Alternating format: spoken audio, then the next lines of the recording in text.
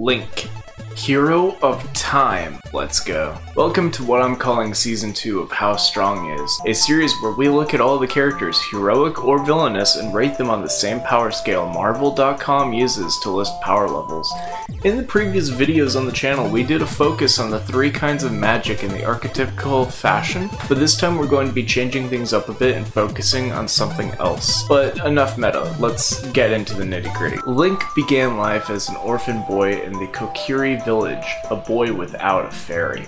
He crawls inside a tree's mouth and finds a slingshot, and then learns that he needs to stop an evil force by playing a musical instrument and collecting pendants from different races of people. These include rock people, the fish people, and other such polygonal characters. I've been waiting for you, Mario 64. I love it so much. Once he got the jewelry, he took them to the Princess Zelda and watched her get kidnapped by a weird guy riding a horse. Look, I don't want to tell you about this kid's entire backstory, and quite frankly neither does the game, because immediately after that Link pulls a sword from a stone and gains the power of being an adult and stuff. Alright, so as an adult, Link learns new skills, like how to become a child sometimes. This is deeply metaphorical for the tenuous grasp most people have of adulthood, where as a child they want to be an adult, but as an adult they just want to be a child again. And honestly, who could blame Link for this when the entire world has been taken over by Horse Rider Guy? And here's the kicker though, we never see his horse again. Did Ganon's horse die? Who's to say? I am to say. I think Ganon's horse died. The main thing to know when discussing Link is that he wields a third of the Triforce, the attribute of courage, and Horse Guy has all of the power. And the girl he kidnapped is woke. You know she's woke because she doesn't believe in gender roles and chooses to identify by he, him later in life. Sheik is pretty cool. He tries to guide Link to go to all the places he needs to in order to collect the 7 sages and make sure that they have the power to, like, I don't know, pray Horse Guy to be weaker. It's like, I don't know, man. So Link collects a bunch of bottles. We find out that all the water in Hyrule runs underneath a fat guy's ass and balls. And then the water temple happens. Look, I recommend playing the 3DS game. It lets you assign the iron boots to a touchscreen icon, which saves a lot of time. And when I tried to play on my toaster, for some reason Link was replaced with Mario. That was weird, and I gave up when the save data crashed. Sorry guys. So eventually Link powers through, and thanks to the barely noticeable guidance of his mentor Navi, he finally puts his sword inside of a pig head thing. Good game. Solid 9 out of 10. Would be better if you could customize the clothing and get to dress as a girl, but I guess not every Zelda game can be Breath of the Wild. It's whatever. Here's the thing about Ocarina of Time though, and the thing I believe is true of the most in 64 titles. It became so groundbreaking that every title in its franchise tried to reference it afterwards. For Mario 64, this didn't create too much of a hassle. All the future games just say, yeah, this is the castle exterior, Mario's going somewhere else right now, but there it is in the background, ain't that something? With Zelda, they had to get a little more creative. Ocarina of Time is a full-fledged story. It has a beginning, a middle, and an indisputable ending. Where do you go from there? Well, if you're Nintendo, you break the future into 3 possible timelines, which I need to go over here right now just to show his lineage. The hero is defeated timeline. Starting off with the obvious timeline, the one where the hero of time has been killed in battle. Mike's here now. Hello! Well, so I went and, have you played this game before? Oh, fuck yes, I've played this game before. Oh, awesome. I have not, but I took the princess Really? and I got her here. I played Link Between Worlds on the 3DS, but I haven't played. That's close enough. So when I played, I got a lot of game overs around the Goron Temple, which was like basically the 2nd level. I'm not great at video games. I'm much better at drinking. So this is the timeline where I gave up and got drunk. This timeline is where Link to the Past takes place. Essentially what happened was I got drunk and started playing Link to the Past instead, and the reason for that is because Link Between Worlds is my favorite Zelda game, and they were both in the 3DS folder. Hero of Time Link dies, Ganon takes over. Ganon eventually dies because he's not immortal, and at some point some blacksmith's nephew dressed in green and started traveling through dimensions.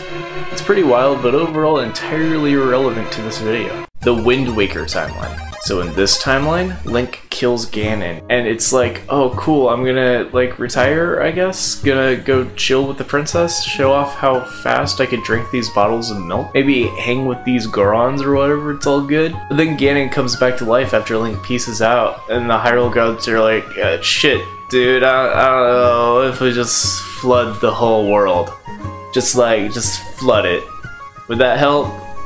Which sounds stupid, but then they do it anyway. And here's the thing, right? The fish people from Ocarina of Time choose now, the time when the world is covered in water, to evolve into birds? Which, like, that's weird. Like, do you think they decided to evolve into birds and then the next day the world was flooded and they were just like, huh. Flood world is interesting. Everyone is like cartoon shaped and they're pirates. Zelda shows up but uses he, him pronouns still and is younger, and like everyone finds out that they're descendants of the Ocarina of Time guys. Like it's very much taking Ocarina of Time and turning it into this ancestral lineage / religion that they have to like live up to.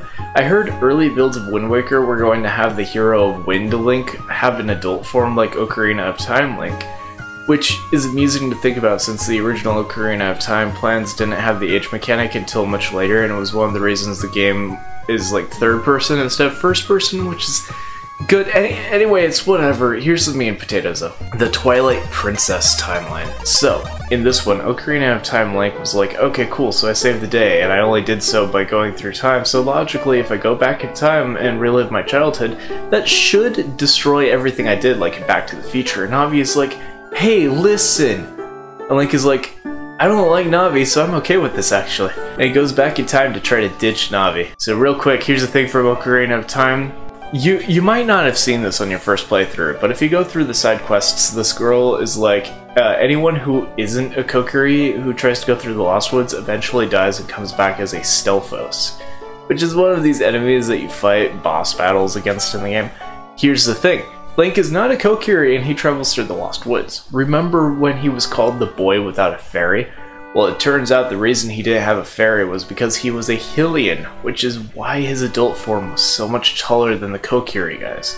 So Majora's Mask starts with Link riding his horse through the Lost Woods with Navi, and then this creepy mask guy shows up and just mugs him, just steals all of his shit, maybe kills him a little. Who's to say? I think Nintendo said that actually. So Majora's Mask is this weird 3-day period where the moon is going to crash into this place called Termina, which seems to follow the 5 stages of grief and deals with death over and over again. Link takes on the bodies of different dead characters of different races and uses their different skills and abilities to, look, I never played Majora's Mask, so bear with me if I get this wrong. I think he like travels to the moon and becomes a god. That doesn't seem right. Alright, so I did some research, and what really happens is 4 giants hold the moon in place, and Link enters the moon, and there he meets 5 children who are wearing masks. And he talks to one of those kids, and he is teleported to a boss fight, and honestly, I'm not sure how what I said was actually different. But Link becomes strong enough to face his own death through the 5 stages of grief, and saves a fictitious maybe land called Termina. Aliens showed up at one point. I want to pause here to show Link's stats right quick, and then we'll move on. Strength, starting here, I put Link at a full 7. He defeated a pig demon and a moon god, and that may or may not have been real. And oh, so anyway, I'm using Transformer stats now. They rank 1 to 10. Try to keep up. Intelligence 2. Link gets low intelligence. He's a pawn in the goddess's chess game, and he's incapable of any speech other than "Hya" and "Yeah." And that's why he needs Zelda with him. She's at least got wisdom. Speed 4. Link runs a little faster than the average human, even faster when he rolls or rides a horsey. Endurance 9. This may seem surprising, but compared to his contemporaries, Ocarina of Time Link has unrelenting endurance with no need to slow down. Rank 8. The princess chooses the hero as her royal guard. Courage full 10, baby! Firepower 7. Link's weaponry is varied and powerful, but nothing too game-breaking. Skill 9? I mean, yeah. So there we go. The gimmick for Season 2 is going to be mentorships. In the Twilight Princess timeline, The hero of time has traveled back in time and is a child in the Lost Woods, which we know from Ocarina of Time is how non-Kokiri species get turned into Stelphos. Based on this, is it any surprise that Link eventually dies and becomes a Stelphos? Let's take a moment to look at his apprentice. His name is Link. This Link is a farm boy who becomes a furry, and it's up to the hero of time to teach him how to hit people with swords. We'll discuss more on him in a moment, but I want to look at the mentoring techniques. In the 7th and final hidden skill lesson, the hero of time Link separates into 3 identical copies of his Stelphos form, while in the Dream Realm, which has a similar color scheme to the inside of the moon in Majora's Mask. This seems to imply that the hero of time Link mastered the dreamscape while fighting Majora, and now utilizes it to train his furry descendant. Pretty good guy. But how does one rank a mentor? Well, we look at the accomplishments of the apprentice. A good mentor should be able to help the apprentice attain a higher skill set than themselves.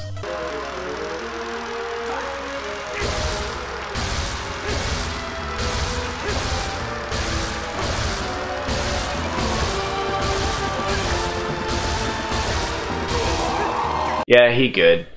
Alright, see you guys next week. We'll talk about some other character. Remember, this has been video games of the Tidepool Orchestra. Don't forget to smash that like button and subscribe button. And for a question down in the comments, please tell us if you prefer cats or dogs' milk. See ya.